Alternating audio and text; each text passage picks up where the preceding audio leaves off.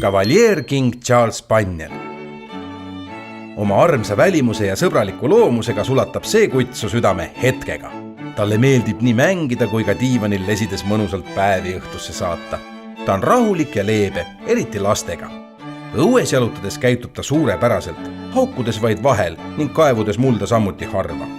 Paljud ütlevad, et ta on üks ideaalne tubane kaaslane, kellele samas meeldib ka õues ringi lipata.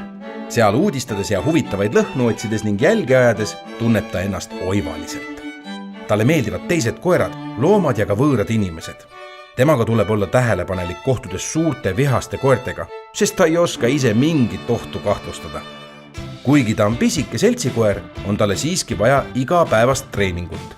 Talle piisab ühest jalutuskäigust päevas, aga ka niisama hoovis ringi jooksmisest või elavamast mänguringist. Tema kaunis kasukas vajab päris korralikku hoolt, seda tuleks harjata üle päeva. Cavalieri kutsikate treenimine on meeldiv kogemus. Tema kuulekas ja leebe loomus teevad sellest toreda ettevõtmise. Huvitav teada.